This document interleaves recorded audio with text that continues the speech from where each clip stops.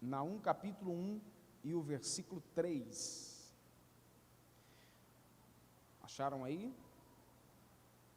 O Senhor é tardio em irar-se, mas grande em força, e ao culpado não tem por inocente. O Senhor tem o seu caminho na tormenta e na tempestade, e as nuvens são o pó dos seus pés. Eu quero trabalhar com você aqui essa única frase: o Senhor tem o seu caminho na tormenta e na tempestade, e as nuvens são o pó dos seus pés. Em específico, o Senhor tem o seu caminho na tormenta e na tempestade. Você crê que essa é a palavra de Deus? Diga glória a Deus. Pode ir para mim. O livro de Naum, o livro do profeta Naum, um pequeno livro. Naum está entre os chamados profetas menores. Isso aqui não tem a ver com o nível de importância do profeta. Profetas menores ou profetas maiores é apenas uma classificação didática para facilitar a nossa compreensão. Se é maior ou menor, tem a ver com duas coisas: com o tempo em que ele exerceu o ministério profético, mas principalmente com o tamanho do livro. Então, o profeta Naum, o livro do profeta, está entre os livros dos profetas menores. Naum traz um contexto repleto de contrastes. O livro descreve o poderoso império do povo pagão e mostra para nós o triunfo certo da justiça em relação à injustiça, em relação ao paganismo, em relação àquilo que as pessoas faziam e desagradavam a Deus. O tema central do livro é a destruição de Nínive. Essa mensagem é para você um pouco mais conhecida. Lembra do profeta Jonas? Jonas foi ordenado por Deus para ir à cidade de Nínive, pregar, trazer um alerta. Jonas, em um determinado momento, fugiu, foi para outro lado, mas por fim acabou indo lá pregar. Naum é um complemento da mensagem do profeta Jonas. É aquilo que o profeta havia profetizado alguns anos atrás, e agora Naum veio reforçar. Naum veio trazer um novo alerta. Ambos os profetas, tanto Jonas quanto Naum, profetizaram a destruição do povo mais poderoso da sua época. A cidade de Nínive era uma cidade forte, uma cidade bem murada, bem protegida. Falar na destruição de Nínive é a mesma coisa de falar na destruição das poderosas nações do mundo. Era algo que parecia uma falácia, uma bobagem. O significado, portanto, da mensagem de Naum é que nenhum império, nem ninguém está livre de prestarem contas diante de Deus. Cedo ou tarde, todos vão comparecer diante de Deus para prestarem contas, para esclarecerem a Deus as suas obras, os seus feitos, as suas escolhas, as suas decisões. A mensagem do profeta declara que o Senhor é quem tem a última palavra contra o mal. O profeta Naum foi chamado para profetizar. E nesses 3 primeiros versos nós lemos algumas características rápidas acerca de Deus, que a geração atual, até de crentes, não está muito acostumada a ouvir essas coisas. Naum fala de um Deus que é zeloso, até que nesse aspecto nós estamos mais familiarizados. Mas Naum fala também de um Deus que é vingativo. Ele fala de um Deus que é cheio de ira, de um Deus justo, poderoso, e que ele não inocenta o culpado.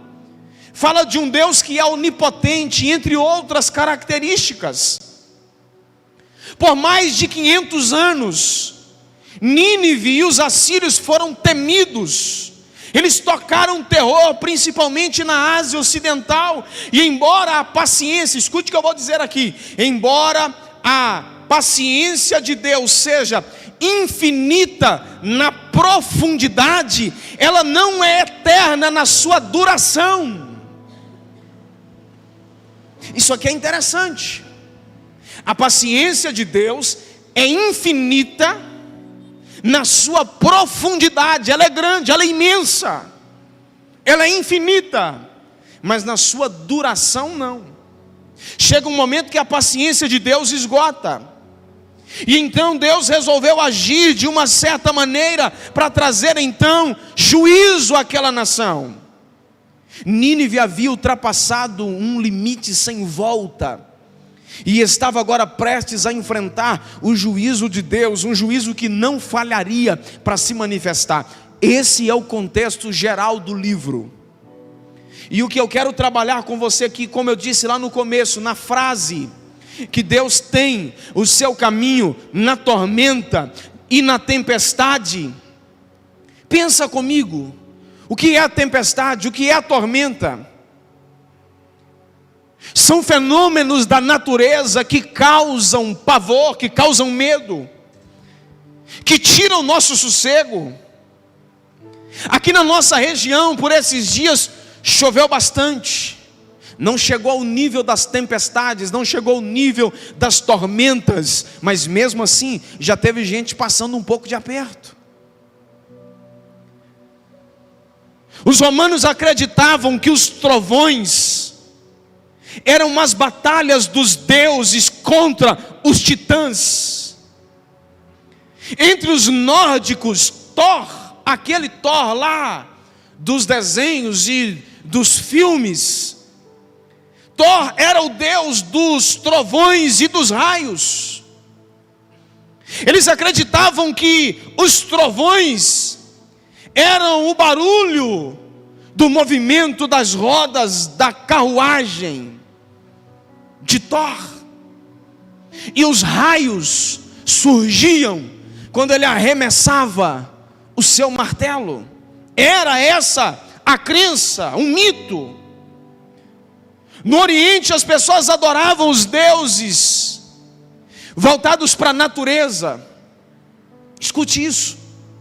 A natureza era uma espécie de Deus, ou tinham as divindades que eram associadas a algum fenômeno da natureza, como por exemplo, as chuvas fortes, as nuvens em Canaã, eram vinculadas a Baal, por exemplo. Nenhum ser humano é capaz de dominar uma tempestade.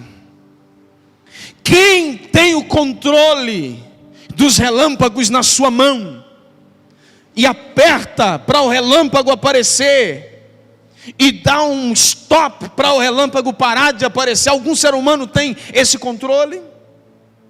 Nenhum ser humano é capaz de dominar uma tempestade. Para nós, as tempestades elas são assustadoras, elas provocam medo, provocam desespero. Para nós, as tempestades elas apresentam e parecem totalmente arbitrárias. Elas fazem os seus zigue-zagues, batendo aqui e acolá, às vezes destruindo coisas. Portanto, contudo, todavia, não apresenta nenhuma ameaça para o Deus que nós servimos. É Ele quem tem o controle da tempestade. Deus não perde o seu caminho na tempestade, é o que o profeta está dizendo.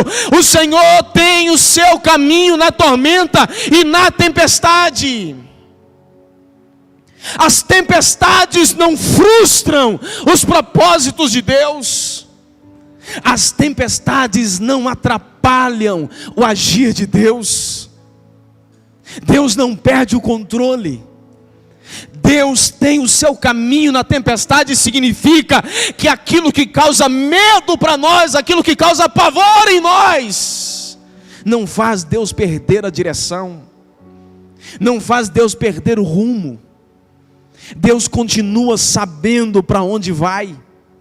Deus continua sabendo o caminho que deve seguir.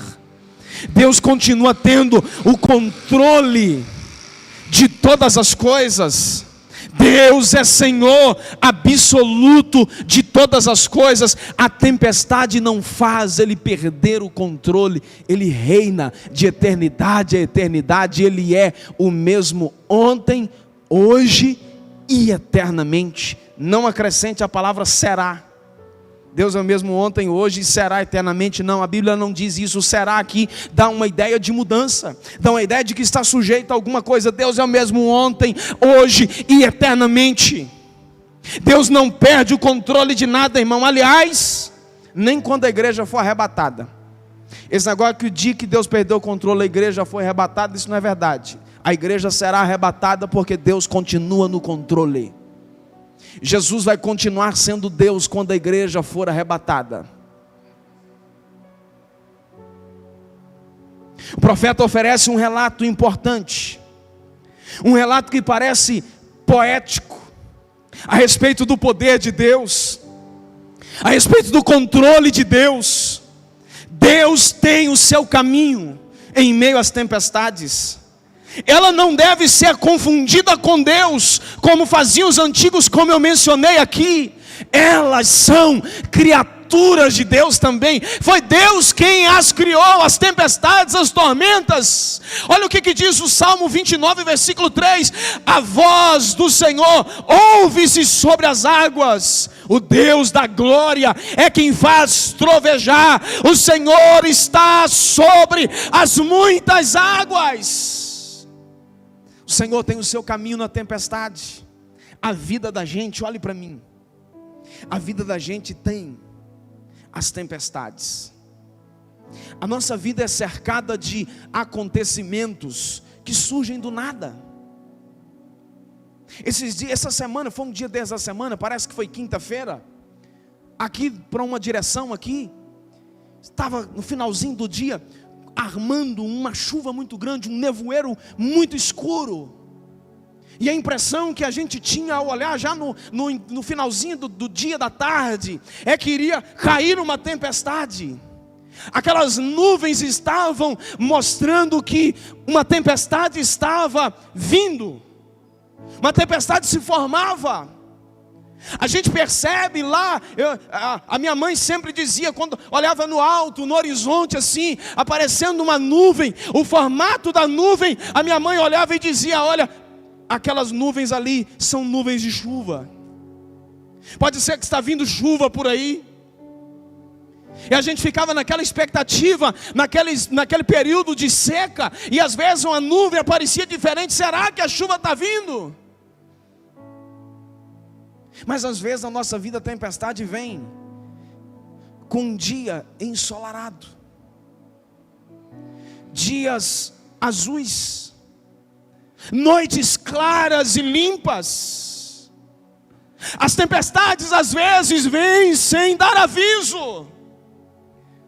Se o caminho de Deus está no escuro e revolto, céu tempestivo, com certeza também Ele está nos momentos das nossas tempestades, nos momentos em que a situação de tormenta surgir na nossa casa, na nossa vida, no momento em que estivermos enfrentando perdas dolorosas, dificuldades, um tempo tempestivo. O que perde para nós o alcance do nosso controle, o que está fora do limite nosso de agir, Deus continua tendo o seu caminho no meio da tormenta e da tempestade. Pare suas mãos assim como quem recebe. O Senhor está dizendo para pessoas que estão aqui me ouvindo: Oh, meu filho, você não está sozinho no meio dessa tormenta. Você não está sozinho no meio dessa tempestade. Sinta a minha mão te conduzindo no meio dessa tempestade. Eu tenho controle.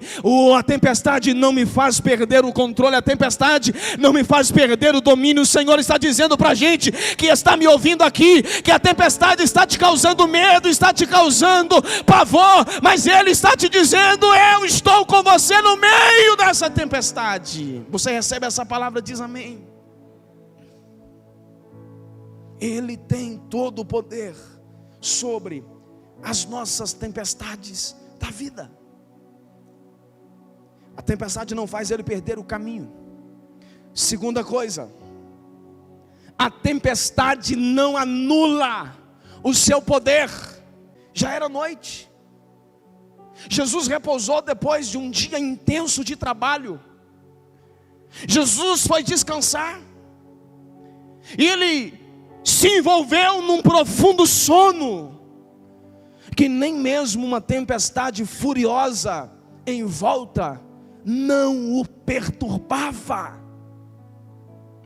E de repente os discípulos, apavorados, mesmo sendo acostumados com o mar, eles interromperam o sono de Jesus. Mestre, o Senhor não dá conta de que nós estamos quase perecendo? Olha, nós estamos quase afundando. A maneira como eles falaram com Jesus indica que estavam tomados de medo. E Jesus confirmou isso no versículo 40. Jesus perguntou para eles: por que vocês estão com tanto medo? As tempestades causam medo, causam pavor. A pergunta deles: não te importa? Indica que eles tinham a impressão que Jesus estava totalmente indiferente aos problemas que eles estavam enfrentando. Indica que Jesus estava desatento. Eles tiveram essa percepção. Isso mostra que aquilo que apavorava os discípulos, aquilo que causava medo nos discípulos, estava totalmente no controle de Jesus. Escute isso: as tempestades não anulam o poder de Deus. As tempestades não tiram o poder de Deus. Os discípulos estavam com medo, mas Jesus não estava se importando aqui no sentido de que a tempestade não o incomodava. A tempestade não gerava nele nenhum pavor, não gerava nenhum dano. Em meio às tempestades que enfrentamos, senhoras e senhores, às vezes também nós temos essa sensação, a sensação de que estamos sozinhos. Quantas vezes na nossa vida, enfrentando alguma dificuldade, alguma tempestade, já não passou na nossa cabeça a ideia de que Deus nos abandonou, de que Deus está indiferente a nós? Ou será que isso já aconteceu só comigo? É comum nos momentos da adversidade alguém pensar assim: Deus não se importa comigo, Deus não está me vendo, Deus está desatento, está desapercebido em meio aos problemas que eu estou vivendo. Escute aqui: no meio de toda a provação, Jesus realmente está com sua igreja. No meio da adversidade, Jesus de fato está com sua igreja. Nenhuma tempestade acontece sem que Ele não saiba, sem que Ele não tenha ciência. Nenhuma tempestade anula o seu agir. Jesus se levantou enquanto os discípulos clamavam: o Senhor não está vendo, o Senhor não está se importando. Jesus se levantou do seu sono, repreendeu o vento e o mar. Olha as expressões que Jesus utilizou: cala-te, aquieta-te. Que expressões são essas? Expressões de alguém que tem o controle, expressões do Senhor para a sua criatura. Essas são expressões do mestre para um servo. para uma criatura: cala-te, aquieta-te. E o texto diz, Marcos 4:39, e o vento se aquietou e tudo ficou calmo. A reação dos discípulos agora, no versículo 41, sabe qual foi? Quem é esse? Sabe o que eu imagino? Olha aqui, eu imagino os discípulos, depois daquela chuva imensa, o mar agitado, batendo água para lá e para cá no barco. Os discípulos disseram que o barco estava quase afundando. Para o barco afundar, gente, tinha que ter muita água dentro do barco. A chuva e as ondas agitadas foram colocando água para dentro do barco. E eles disseram: estamos quase afundando. E agora Jesus disse para o vento e o mar: cala-te, aquieta-te. E tudo ficou calmo, quieto. O vento obedeceu o comando de Jesus, o mar obedeceu o comando de Jesus. E agora vem a minha imaginação: os discípulos apanhando um balde, uma vasilha, e começando a encher esse balde e jogando para fora. Pega o balde de água, enche, joga para fora, e olhando um para o outro e perguntando: quem é esse que até o vento e o mar lhes obedece? Quem é João? Quem é Pedro? Quem é Tiago? Esse é o Deus Todo-Poderoso, que tem o seu caminho no meio da tempestade, da tormenta, e a tempestade não anula o seu poder. Salmo 89, 8 e 9, ó Senhor, Deus dos exércitos, quem é poderoso como Tu? Tu és totalmente fiel, governa os mares revoltos e acalma as tempestades agitadas. Os judeus já tinham cantado isso dezenas, centenas de vezes no Salmo. E agora, olha que coisa fenomenal, eles estavam vendo agora o Deus encarnado, Jesus, ali junto com eles, fazendo aquilo que eles apenas cantavam. Eles presenciaram agora Jesus fazendo diante dos seus próprios olhos, e a pergunta de fato não poderia ter sido diferente: quem é este? Quem é este? Oh, aleluia!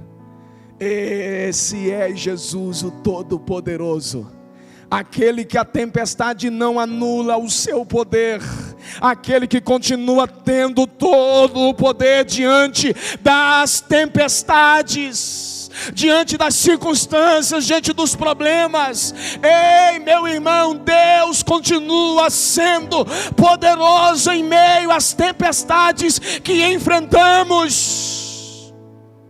Ele é todo poderoso. Sabe, às vezes a nossa fé é testada quando as coisas vão bem na nossa vida. É fácil continuar crendo no poder de Deus, é ou não é? Você quer ver uma expressão que normalmente a gente diz: Deus está sendo muito fiel comigo. Quando é que você ouve expressões assim? Quando a pessoa recebeu uma grande bênção, quando a pessoa está muito bem, quando aquilo que ela faz está prosperando, está fluindo, quando as coisas vão sob controle. Eu nunca vi ninguém dizer: Deus está sendo muito fiel comigo, quando o vento está soprando, quando a tempestade está batendo. Aí a gente muda a expressão: eu estou sendo duramente provado, eu estou sendo provado, Deus esqueceu de mim, Deus me abandonou. Ei, Jesus continua tranquilamente no controle de todas as coisas. Ele continua tranquilamente, todo poderoso, em meio às tempestades, em meio aos vendavais. Terceira coisa, Deus tem no meio das tempestades. Deus não perde o caminho, primeiro. Segundo, a tempestade não anula o seu poder. Terceiro e último, Deus revela o seu cuidado em meio às tempestades. Em Atos capítulo 27, a partir do versículo 14, Atos 27, 14 ao 44. O texto mostra para a gente, em todo o capítulo 27, mas o que eu quero trabalhar aqui agora, é a partir do versículo 14. É uma viagem que Paulo estava fazendo para Roma. Paulo estava preso. Ele foi preso e apelou para o tribunal de César. Paulo tinha dupla cidadania. Paulo era judeu e Paulo era romano. Então, quando ele foi preso pelos seus irmãos judeus, ele apelou para a sua cidadania romana. E ele disse o seguinte: olha, eu sou cidadão romano. Portanto, esse tribunal aqui é mais ou menos o que a gente vê acontecendo no Brasil, que apela para um tribunal, daqui a pouquinho apela para o outro, daqui a pouquinho apela para o STF. É quando chega lá no STF, você já viu. E aí, Paulo apelou: olha, vocês não têm competência para me julgar. Eu tenho que ser julgado por César, por Roma. O tribunal aqui não tem competência. E aí colocaram Paulo e mais um monte de prisioneiros, com soldados, prisioneiros e marinheiros. Eram no total naquele barco 276 pessoas. Eles saíram em uma viagem, em uma época que não era aconselhável viajar. Quando você pega o início do capítulo 27, acompanhe comigo, você vê o conselho para que aquela viagem fosse prorrogada, fizessem ela num outro momento. Mas o capitão resolveu ignorar os conselhos e partiu.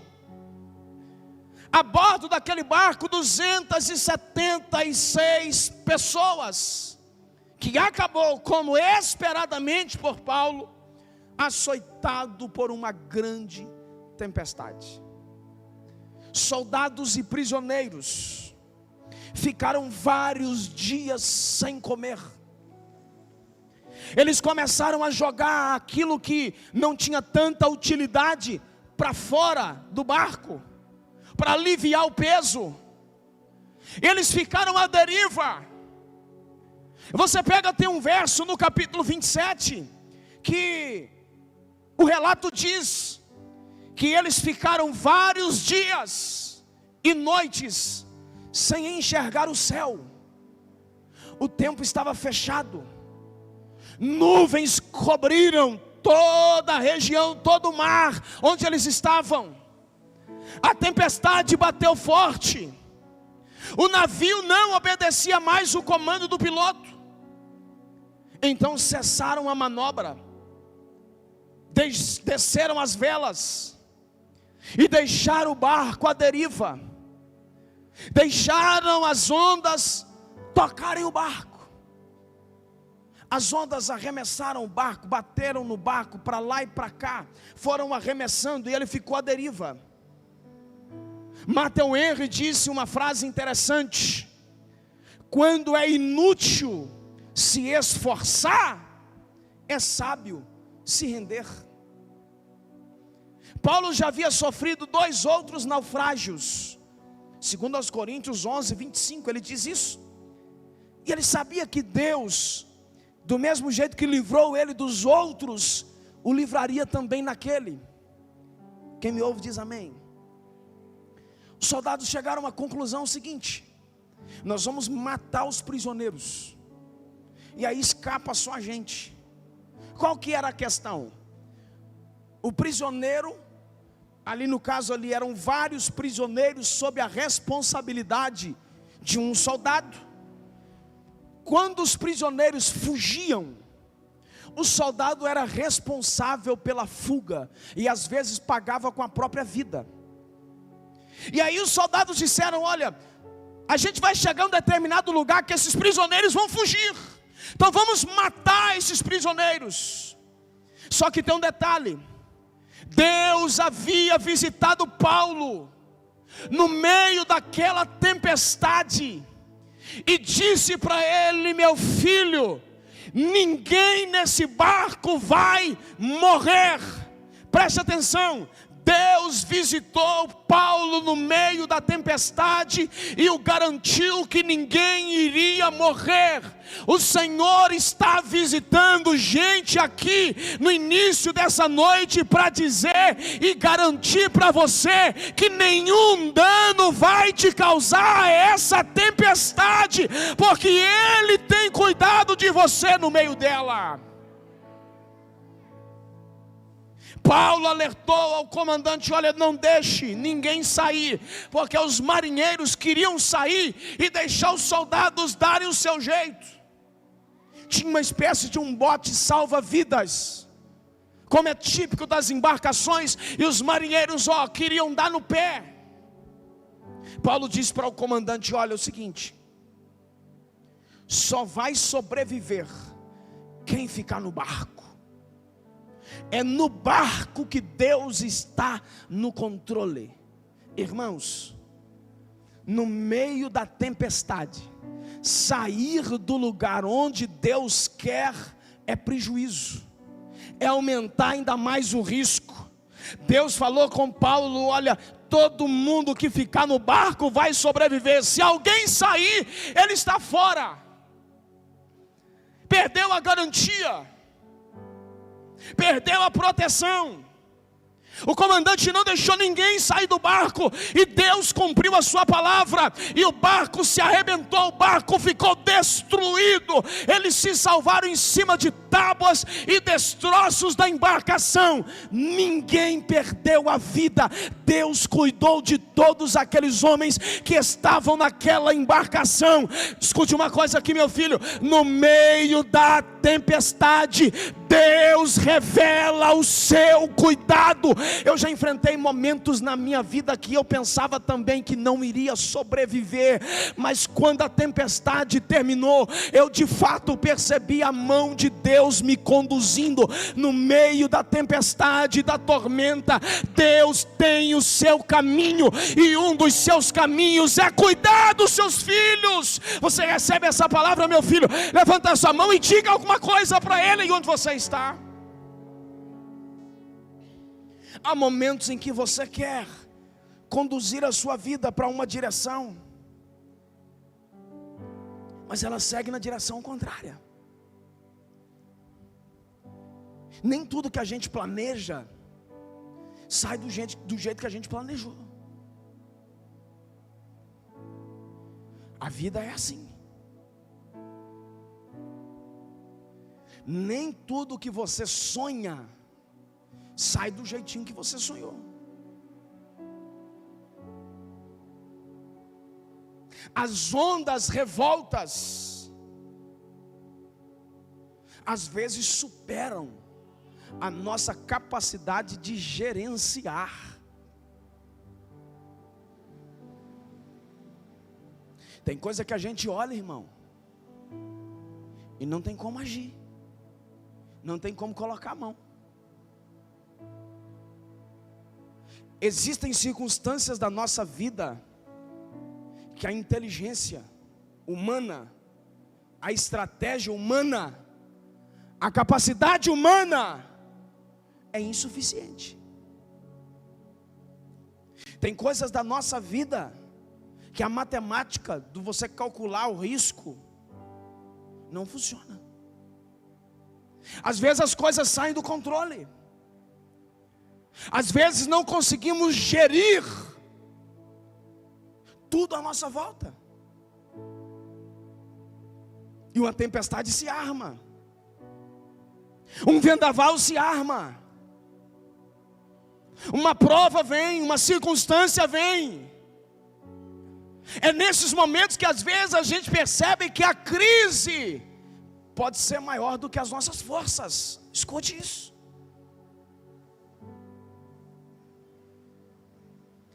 Vou repetir. Às vezes a crise se torna maior do que as nossas forças. Isso faz parte da vida humana. Isso faz parte da nossa estadia aqui na terra. Só que tem um detalhe: nós servimos a um Deus que é o Deus do impossível. Quando chegamos ao nosso limite, daí para frente é o agir de Deus. Daí para frente é com Ele. Talvez alguém aqui esteja vivendo uma situação parecida com isso. Você perdeu o controle da vida. Você perdeu o controle das circunstâncias. Controle de situações do seu casamento, na sua família, com seus filhos. Você perdeu o controle de coisas relativas à sua vida financeira. Controle de coisas relativas à sua saúde. Você fez o que podia. Você pode estar aqui como aquele navio em alto mar, jogado de um canto ao outro, sendo assolado, castigado, de um lado ao outro, sentindo agora o sabor ameaçador do vendaval. E olhando para tudo acontecer, e se sentindo impotente diante disso, se sentindo insuficiente diante disso. Deus nos trouxe aqui nessa noite para nos dar esta palavra. Uma palavra para o seu coração. Quando passares pelas águas, eu serei contigo. Quando pelos rios, eles não te submergirão. Até pelo fogo não te queimará, nem chama alguma arderá em ti, diz o Senhor dos exércitos. Coisas que fogem ao nosso controle, coisas que fogem do nosso domínio, mas em meio a isso tudo, aleluias, Deus revela o seu cuidado para conosco. Deus revela a sua proteção para conosco. O Senhor está te convidando aqui nessa noite, meu querido. Me deixe te conduzir, me deixe te guiar. Você está no meio dessa tempestade aí e você não está enxergando o caminho. O vendaval já soprou, já bagunçou o caminho todinho. Você já não sabe mais o que é o caminho. Você perdeu a direção. O Senhor está dizendo para você: eu sou o Deus que não perco o caminho em meio às tempestades. As tempestades não limitam o meu poder. Eu sou um Deus que continuo cuidando dos meus em meio à tempestade.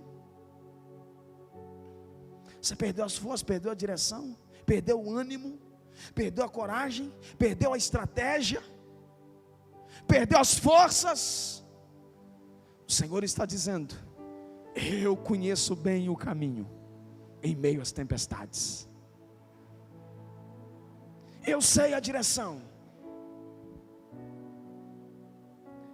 As tempestades sempre causam grandes prejuízos. Eles aliviaram o barco para salvar a própria vida. Houve prejuízos enormes, perdas financeiras. Eu te convido para estar de pé comigo, por favor.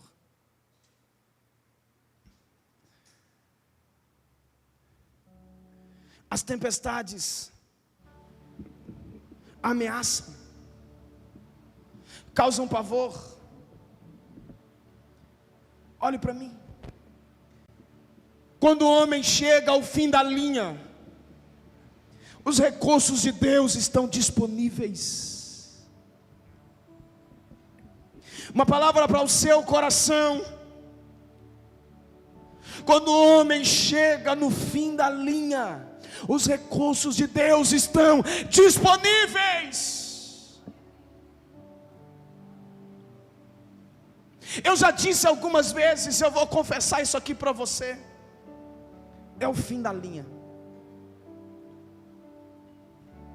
Eu já tive determinados momentos pontuais na minha vida, que eu disse essa palavra: é o fim da linha.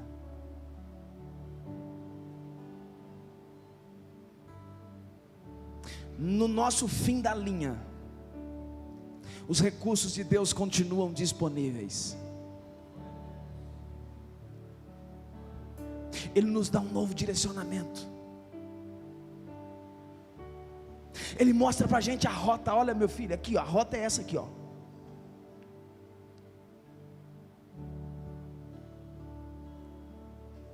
Eu tinha um GPS que eu usei. Eu tenho o aparelho até hoje, mas parei de usar ele.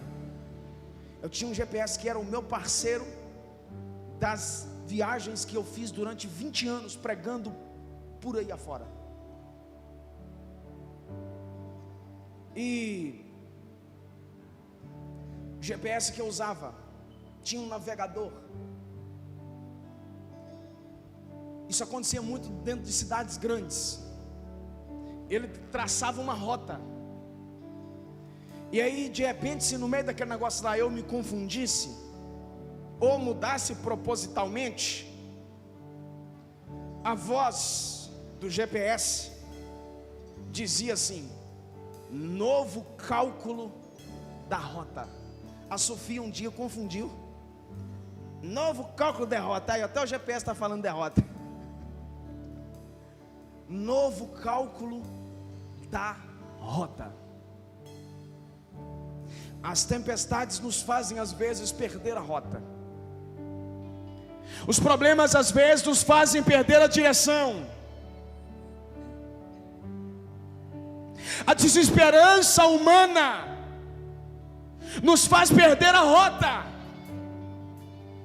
O Senhor está dizendo para nós aqui nessa noite: novo cálculo da rota.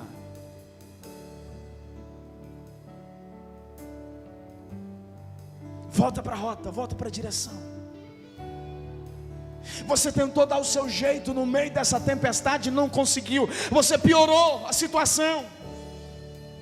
Você pensou que por você mesmo você iria resolver, que por você mesmo você daria o seu jeito, mas não deu. O Senhor está dizendo: eu tenho um novo cálculo dessa rota para você. Você vai voltar para o caminho, para a direção. Eu continuo no caminho da rota, eu continuo na direção, em meio à tempestade e à tormenta. A desesperança humana não fecha as cortinas para a intervenção de Deus. Deus tem o seu caminho na tormenta e na tempestade.